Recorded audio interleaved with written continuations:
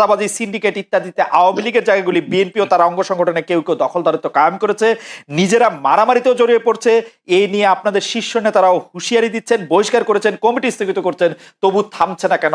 আমরা কি এটা ধারণা করতে পারি যে এখন যদি বিএনপি জনগণের ম্যান্ডেট নিয়ে ক্ষমতা আসে তাহলে একই ধরনের কাজ আবার করতে থাকবে? তত্ত্বাবধায়ক সরকার ব্যবস্থা বাতিল করার জন্য বা তত্ত্বাবধায়ক সরকার ব্যবস্থাকে প্রশ্নবিদ্ধ করার জন্য বিচারকদের বয়স বাড়ানো এবং একজন বিচারপতিকেই আসলে তত্ত্বাবধায়ক সরকার ব্যবস্থার প্রধান করার লক্ষ্য নিয়ে সেইটা করার কারণে বিচার মানে এই পুরো বিধানটাই এটা দিস ইজ ইওর ন্যারেটিভ, এটা আমাদের ন্যারেটিভ নয়। আচ্ছা, আমরা মনে করি যে ওই সময় প্রয়োজন ছিল আপনার বয়স বাড়ানোর ব্যাপারটা, ওটা বাড়ানো হয়েছিল। ইট মে নট ওয়ার্ক, সেটা অন্য কথা।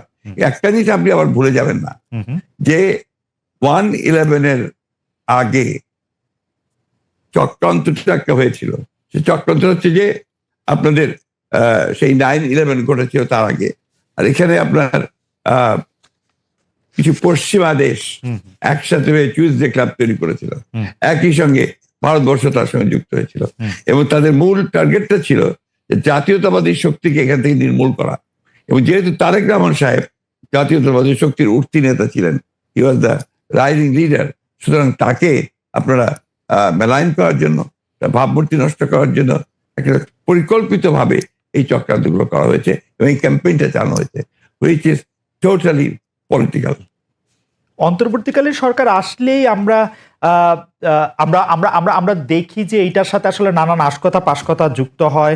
আপনি যেটিকে আন্তর্জাতিক চক্রান্তের কথা আগের সরকার মানে 2007 সালে সরকার বললেন, এবার অন্তর্বর্তীকালীন সরকারের আগমনটাও কি আপনার কাছে একটা চক্রান্তের বিষয় বলে মনে হয়? কারণ আমরা দেখি যে প্রশ্ন উঠতে পারে না, প্রশ্ন উঠতে পারে না। আমরা দেখেছি এবারকার অন্তর্বর্তী সরকারের যে আগমন, এটা একটা জনগণ ছাত্রদের একটা সম্মিলিত আপনার আন্দোলন, একটা আপনার অভ্যুত্থানের ফলে।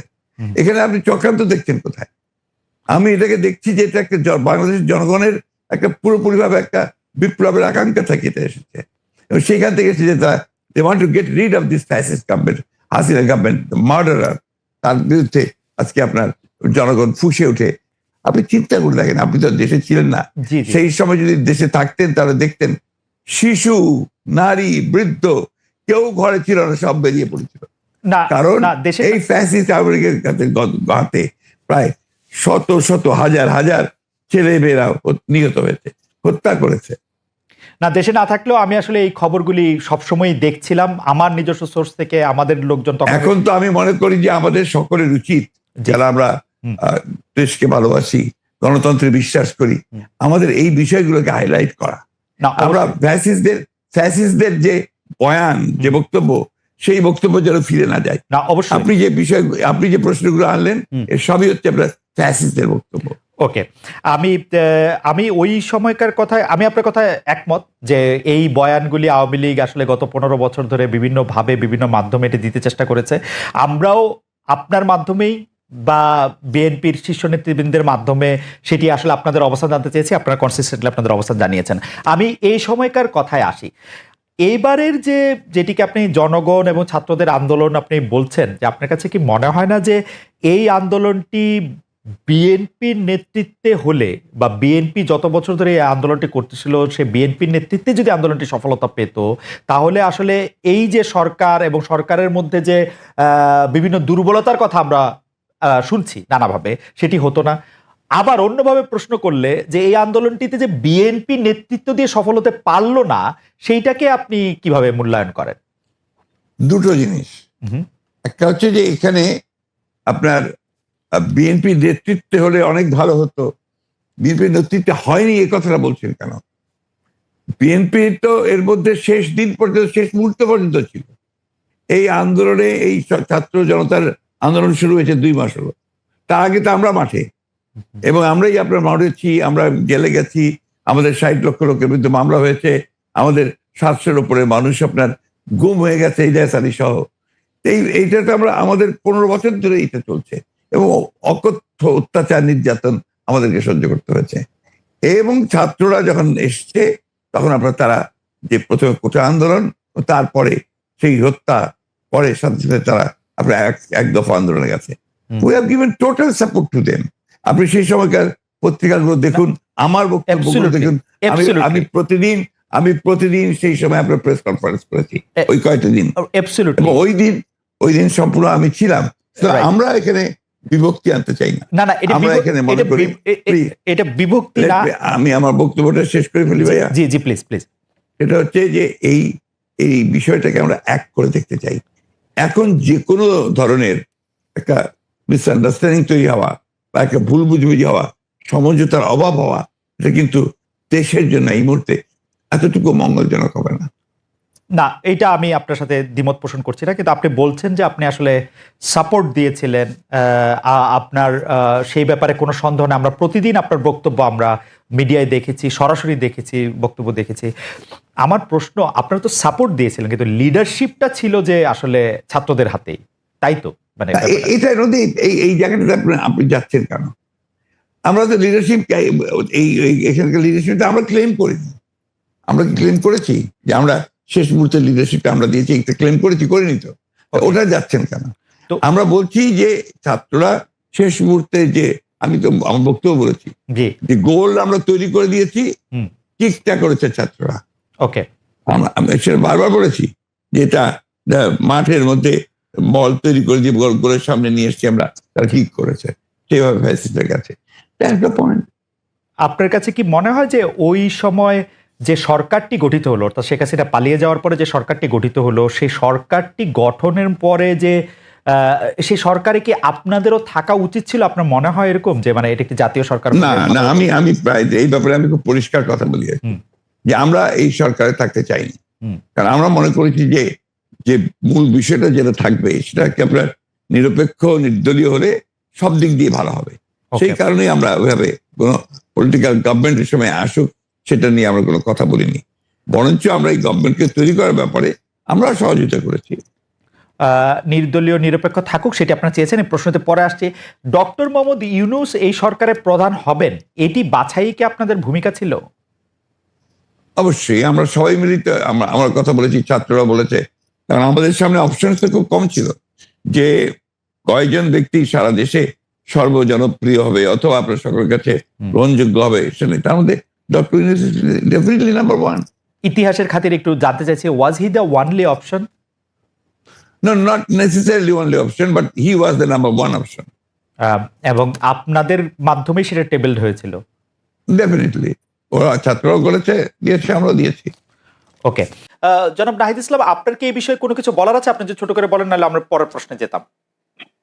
না, আমি একটা বিষয় বলবো যে আমাদের বাংলাদেশের ইতিহাসে যে অভ্যুত্থানগুলো আমরা দেখি সেটি কিন্তু ছাত্ররাই মোটামুটি নেতৃত্ব দিয়েছে বা সফল করতে ভূমিকা রেখেছে, সেটা 69 বলেন 90 বলেন। কিন্তু এবারের আন্দোলনে গুণগত পরিবর্তনটা হচ্ছে 69 বলেন 90 বলেন, সেই সময়ের অভ্যুত্থান ছাত্ররা নেতৃত্ব দিলেও সামনে কিন্তু একটা রাজনৈতিক শক্তি ছিল, রাজনৈতিক দলগুলোর একটা প্ল্যাটফর্ম ছিল যারা পরবর্তীতে ক্ষমতাটা নিয়েছে। সেটা 69-এ আওয়ামী লীগের নেতৃত্বে ছিল, 90-এ বিএনপি আওয়ামী লীগ সহ নেতৃত্বে ছিল। কিন্তু এই আন্দোলনে কিন্তু আসলে এরকম কোনো রাজনৈতিক প্ল্যাটফর্ম বা দল কিন্তু সামনে ছিল না। ফলে 5ই আগস্টের পরে আসলে শেখ হাসিনার পতনের পরে কিন্তু এই দায়িত্বটা আসলে আমাদের উপর এসে পড়েছে, যদি আমরা এটার জন্য আসলে প্রস্তুত ছিলাম না। জনাব ইসলাম, আপনাকে কি একটা কথা বলতে পারি যে একথা ঠিক, আপনার আন্দোলনের শেষ পর্যায়ে বা আন্দোলনের যেখানে নেতৃত্বের মাধ্যমে বা শেষ পর্যায়ে যেখান থেকে আসলে শেখ হাসিনাকে চলে যেতে হয়েছে, পালাতে হয়েছে বা এই সরকারকে ক্ষমতা ত্যাগ করতে হয়েছে, সেখানে আপনাদের ত্যাগটাই সবচেয়ে বড় ছিল, যেটিকে আসলে খুব ভালোভাবে এক বাক্যে বলা যায় যে একটাকে মারি একটাই মরে, আর কেউ নড়ে না সেখান থেকে। সেই জায়গায় আপনারা চলে গিয়েছিলেন। কিন্তু আপনারা কি মনে করেন না যে এই আন্দোলনটা আসলে জুলাই থেকে, জুন থেকে, কোটা থেকে আসলে শুরু হয় নাই? বিএনপির নেতাকর্মীরা বা জামায়াতের নেতাকর্মী বা বিরোধী দলের নেতাকর্মীরা, এমনকি বাম দলের নেতাকর্মীরা এই 15 বছর ধরে লাগাতার সংগ্রামের মধ্যে, আমি জানি না এনিবার বিরুদ্ধে কয়টি মামলা আছে, আমার কাছে মনে হয় সম্মিলিত মামলা, অবশ্যই সেই ত্যাগটার কথা কি আপনারা আসলে স্বীকার করছেন? এখন তো মনে হচ্ছে যে মানে ব্যাপারটা হলো যে আমাদের এই পুরো আন্দোলন সংগ্রাম শুধু জুলাই মাস থেকেই শুরু হয়েছে, এরকম মনে হচ্ছে। ডক্টর ইউনূস বলছেন ছাত্ররা আমাকে ক্ষমতায় বসিয়েছেন, ওরা যা এটা বলবে সেটাই বলবে হবে। এটা কি আপনারা আসলে ব্যাপারটা কিভাবে দেখেন নাহিদ? না, অবশ্যই এটা তো বিগত 16 বছর, আমরা আরো বলি 111 থেকে যেই আমাদের বিরাজনীতিকরণ শুরু হয়েছে, সেই সময় থেকে কিন্তু আমাদের এই রাজনৈতিক সংগ্রামটা এবং আমাদের বিরোধী দলীয় নেতাকর্মীরা যেই আত্মত্যাগ করেছে, নির্যাতিত হয়েছে এবং নির্যাতিত হওয়ার পরেও তারা বারবার মাঠে নেমেছে। তারা নামার কারণে কিন্তু একটা রাজনৈতিক পরিবেশ আমরা পেয়েছি, কথা বলার মিনিমাম পরিবেশ কিন্তু আমরা পেয়েছি, যেই Right. জায়গায় আমরা নেমে কথা বলতে পেরেছি। এবং এই অভ্যুত্থানেও আমরা সকল রাজনৈতিক দলের সেই ভূমিকাকে স্বীকার করি, এবং তারা ভ্যানগার্ডের মতো ছিল, গুলির সামনে ছিল। এবং ব্যক্তিগতভাবে বললেও কিন্তু ছাত্রদল বলেন বা শিবির বলেন বা বামপন্থী সংগঠন, প্রত্যেকেই আমাদেরকে নানাভাবে সহযোগিতা করেছে। ব্যক্তিগতভাবে আমাদের জীবন রক্ষার্থেও তারা অনেক ভূমিকা পালন করেছে। ওকে, আমার মনে হয় যে জনাব নাহিদ ইসলাম এটা খুব পরিষ্কার করে বলেন। নাহিদ ইসলামের কাছে প্রশ্নে যাওয়ার আগে আমি একটু এনিভাইয়ের কাছে যেতে চাই। নাহিদ ইসলাম, আপনাকে আমি প্রশ্নটি করে রাখি।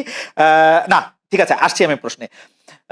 এনি ভাই, আমরা কিন্তু সবাই যখন এই সরকার চলে গেল তখন ছাত্র জনতার আন্দোলনের ফলে এই সরকার পাওয়ার পরে আমরা কিন্তু একটা জরুরি প্রয়োজন বোধ করেছিলাম যে আমরা একই ধরনের সরকার, যে সরকারকে কেউ ফেসিস্ট বলছেন, যে সরকারকে কেউ নিপীড়ক বলছেন, সেরকম আরেকটা সরকার চাই না। সেই ইঙ্গিতটা কিন্তু আপনাদের উপরও ছিল, কিন্তু যে আমাদের যে ভয় ছিল, এনিবে আপনার কাছে কি মনে হয় না সে ভয়টা খুব অমূলক ছিল না? আমি দুই একটা উদাহরণ দিই। এই আন্দোলনের আপনাদের সহচর সাবেক ডাকসু ভিপি বা ডাকসু ভিপি নূর থেকে শুরু করে সরকার থেকেও কেউ কেউ কিন্তু আপনাদেরকে উদ্দেশ্য করে বলেছেন এই সরকার কিন্তু অভ্যুত্থানের সমর্থনে গড়ে উঠেছে, এবং এই অভ্যুত্থানে যেহেতু একটা জাতীয় ঐক্যমত্য তৈরি হয়েছে, সকল রাজনৈতিক দলগুলা এবং ছাত্র জনতার অংশগ্রহণ ছিল, ফলে এই সরকার কিন্তু সবাইকে প্রতিনিধিত্ব করে। এই জন্য আমি এর আগেও যেটা বলেছি যে যে কোনো জাতীয় সিদ্ধান্তের জন্য আমরা কিন্তু এই রাজনৈতিক দলগুলো এবং ছাত্র জনতার ঐক্যমত্যের ভিত্তিতেই জি দেশ পরিচালনা আমার করতে মনে চাই। হয় যে একই নির্বাচনের রকম, মেয়াদে এনি ভাইও সিদ্ধান্ত প্রায় তিনি একই নিতে রকম চাই। কথাই বলেছেন, কিন্তু জনাব ইসলাম, সম্প্রতি আপনার একজন সতীর্থ, একজন সমন্বয়ক নিজেকে ঢাকা বিশ্ববিদ্যালয়ের শিবির সভাপতি ঘোষণা করেছেন। তার এই পরিচয় কি আপনি আগে থেকেই জানতেন? এরপর থেকে আলোচনা আছে যে 152 জন সমন্বয়কের মধ্যে 108 জন শিবিরের। অনেকে জানতে চাইছেন সমন্বয়কদের প্রকৃত সংখ্যা কত, তাতে কতজন শিবির নেতা রয়েছেন, অন্যান্য রাজনৈতিক ছাত্র সংগঠনের কেউ কি রয়েছেন আসলে, নাকি শিবির এবং কোন ছাত্র সংগঠন সেই অর্থে করেন না এরকম লোকই বেশি? দেখুন, আমরা যখন এই আন্দোলনটা গড়ে তুলেছিলাম, এবং আমরা কিন্তু এই আন্দোলনে কেউ রাজনৈতিক পরিচয়কে সামনে এনে এই আন্দোলনটি করিনি। সবার রাজনৈতিক পরিচয়টি এক করতে সরিয়ে আমরা দল মত পরিচয় ভুলে গিয়ে এই আন্দোলনটা করেছি। ফলে এখানে কে শিবির, কে ছাত্র দল, কে কোন সংগঠন করে, এটা কিন্তু বিবেচনা হয় নাই। এখন একটা পরিস্থিতিতে কেউ যদি তার নিজের সংগঠন, নিজের রাজনীতি করতে চায়, সেই সুযোগ কিন্তু আছে। ইভেন আমি যে নিজে যে ছাত্র সংগঠনের সাথে জড়িত ছিলাম, ছাত্র শক্তি, গণতান্ত্রিক ছাত্র শক্তি, তার নামও কিন্তু আমরা এই অভ্যুত্থানের আগে বা পরে কোথাও কিন্তু উল্লেখ করি নাই। কারণ আমরা মনে করি এই আন্দোলনটি একটা ঐক্যমত্যের ভিত্তিতে সাধারণ শিক্ষার্থীর জায়গা থেকে মূলত এই আন্দোলনটি শুরু হয়েছে, পরিচালনা হয়েছে এবং সম্পন্ন হয়েছে। নাহিদ ইসলাম, বৈষম্য বিরোধী আপনি বললেন বলে এই প্রশ্নটি একটু করতে হচ্ছে আমার। বৈষম্য বিরোধী ছাত্র আন্দোলনের সামনের সারিতে থাকা আপনারা কয়েকজন, বিশেষ করে আপনি এবং অবশ্যই আক্তার সাহেব, তারা গণতান্ত্রিক ছাত্র শক্তির নেতা ছিলেন। সম্প্রতি আপনাদের এই সংগঠন স্থগিত করা হয়েছে, এর কারণ আসলে কি? ডক্টর ইউনূসের 2.5 মাসের দল নাগরিক শক্তির সাথে এর সম্পর্ক রয়েছে কি? না, ডক্টর মোহাম্মদ ইউনূসের দলের সাথে এটার কোনো সম্পর্ক নাই। আমরা এই দলের নামও জানতাম না। ছাত্র শক্তি নামে 60-এর দশকেও একটা ছাত্র সংগঠন ছিল আসলে। তো আমরা সেটার সাথে এটা সম্পর্ক নেই, এবং এই সংগঠনটি আমরা স্থগিত করা হয়েছে কারণ যেহেতু এই সংগঠনের প্রধান নেতৃত্ব যারা, আক্তার হোসেন, তিনি নাগরিক কমিটিতে এখন কাজ করছেন, এবং আমি এবং আসিফ মাহমুদ সরকারে কাজ করছি। ফলে নেতৃত্ব ছাড়া এই সংগঠনটি কিন্তু এখন রান করতে পারছে না। ফলে এই কারণে কমিটিটি স্থগিত করা হয়েছে, এবং ছাত্র রাজনীতি নিয়ে যেহেতু একটি আলোচনা চলছে, সংস্কারের কথা চলছে, তো সেই পরিবর্তিত পরিস্থিতি অনুযায়ী আমরা সামনের সিদ্ধান্তটি হয়তো নিবে, এবং যারা এখন মাঠে আছে ছাত্র শক্তিতে কাজ করছে, তারাই মূলত ছাত্র শক্তির বিষয়ে চূড়ান্ত সিদ্ধান্ত নিবে। এই সরকার কিন্তু অভ্যুত্থানের সমর্থনে গড়ে উঠেছে, এবং এই অভ্যুত্থানে যেহেতু একটা জাতীয় ঐক্যমত্য তৈরি হয়েছে, সকল রাজনৈতিক দলগুলা এবং ছাত্র জনতার অংশগ্রহণ ছিল, ফলে এই সরকার কিন্তু সবাইকে প্রতিনিধিত্ব করে। এই জন্য আমি এর আগেও যেটা বলেছি যে যে কোনো জাতীয় সিদ্ধান্তের জন্য আমরা কিন্তু এই রাজনৈতিক দলগুলো এবং ছাত্র জনতার ঐক্যমত্যের ভিত্তিতেই জি দেশ পরিচালনা আমার করতে মনে চাই। হয় একই নির্বাচনের রকম, মেয়াদে এনি ভাইও সিদ্ধান্ত প্রায় তিনি একই নিতে রকম চাই। কথাই বলেছেন, কিন্তু জনাব ইসলাম, সম্প্রতি আপনার একজন সতীর্থ, একজন সমন্বয়ক নিজেকে ঢাকা বিশ্ববিদ্যালয়ের শিবির সভাপতি ঘোষণা করেছেন। তার এই পরিচয় কি আপনি আগে থেকেই জানতেন? এরপর থেকে আলোচনা আছে যে 152 জন সমন্বয়কের মধ্যে 108 জন শিবিরের। অনেকে জানতে চাইছেন সমন্বয়কদের প্রকৃত সংখ্যা কত, তাতে কতজন শিবির নেতা রয়েছেন, অন্যান্য রাজনৈতিক ছাত্র সংগঠনের কেউ কি রয়েছেন আসলে, নাকি শিবির এবং কোন ছাত্র সংগঠন সেই অর্থে করেন না এরকম লোকই বেশি? দেখুন, আমরা যখন এই আন্দোলনটা গড়ে তুলেছিলাম এবং আমরা কিন্তু এই আন্দোলনে কেউ রাজনৈতিক পরিচয়কে সামনে এনে এই আন্দোলনটি করিনি। সবার রাজনৈতিক পরিচয়টি এক করতে সরিয়ে আমরা দল মত পরিচয় ভুলে গিয়ে এই আন্দোলনটা করেছি। ফলে এখানে কে শিবির, কে ছাত্র দল, কে কোন সংগঠন করে এটা কিন্তু বিবেচনা হয় নাই। এখন একটা পরিস্থিতিতে কেউ যদি তার নিজের সংগঠন, নিজের রাজনীতি করতে চায়, সেই সুযোগ কিন্তু আছে। ইভেন আমি যে নিজে যে ছাত্র সংগঠনের সাথে জড়িত ছিলাম, ছাত্র শক্তি, গণতান্ত্রিক ছাত্র শক্তি, তার নামও কিন্তু আমরা এই অভ্যুত্থানের আগে বা পরে কোথাও কিন্তু উল্লেখ করি নাই। কারণ আমরা মনে করি এই আন্দোলনটি একটা ঐক্যমত্যের ভিত্তিতে সাধারণ শিক্ষার্থীর জায়গা থেকে মূলত এই আন্দোলনটি শুরু হয়েছে, পরিচালনা হয়েছে এবং সম্পন্ন হয়েছে। নাহিদ ইসলাম, বৈষম্য বিরোধী আপনি বললেন বলে এই প্রশ্নটি একটু করতে হচ্ছে আমার। বৈষম্য বিরোধী ছাত্র আন্দোলনের সামনের সারিতে থাকা আপনারা কয়েকজন, বিশেষ করে আপনি এবং অবশ্যই আক্তার সাহেব, তারা গণতান্ত্রিক ছাত্র শক্তির নেতা ছিলেন। সম্প্রতি আপনাদের এই সংগঠন স্থগিত করা হয়েছে, এর কারণ আসলে কি? ডক্টর ইউনূসের 2.5 মাসের দল নাগরিক শক্তির সাথে এর সম্পর্ক রয়েছে কি? না, ডক্টর মোহাম্মদ ইউনূসের দলের সাথে এটার কোনো সম্পর্ক নাই। আমরা এই দলের নামও জানতাম না। হুম। ছাত্র শক্তি নামে 60-এর দশকেও একটা ছাত্র সংগঠন ছিল আসলে। হুম। তো আমরা সেটার সাথে এটা সম্পর্ক নেই এবং এই সংগঠনটি আমরা স্থগিত করা হয়েছে কারণ যেহেতু এই সংগঠনের প্রধান নেতৃত্ব যারা, আক্তার হোসেন, তিনি নাগরিক কমিটিতে এখন কাজ করছেন এবং